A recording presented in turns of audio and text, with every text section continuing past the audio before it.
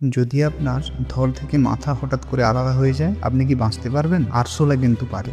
মানুষের মস্তিষ্ক হলো পুরো শরীরের কন্ট্রোল সেন্টার। মাথা বা গলা কেটে গেলে আমাদের রক্ত আর অক্সিজেন চলাচল বন্ধ হয়ে যায়, ফলে মানুষ কয়েক সেকেন্ড থেকে সর্বোচ্চ 2 মিনিটের মধ্যে মারা যায়। আরশোলার ক্ষেত্রে আরশোলার মস্তিষ্কে সব কন্ট্রোল নেই। তাদের শরীরের প্রতিটি অংশ কিছুটা নিজেই কাজ করে। তারা শ্বাস নেয় শরীরের পাশের ছোট ছোট 10 জোড়া অর্থাৎ 20টা ছিদ্র দিয়ে। মাথার দরকার হয় না, তাই মাথা কেটে গেলেও তারা 1 সপ্তাহ পর্যন্ত বেঁচে থাকে। মানে আরশোলা হলো আসল হেডলেস সার্ভাইভার। আশ্চর্যের বিষয় হলো আরশোলার পূর্বপুরুষ 30 কোটি বছরেরও বেশি পুরনো, মানে ডাইনোসরদের থেকেও আগে থেকে পৃথিবীতে এসেছে এবং তাদের চলে যাওয়ার পরও টিকে আছে।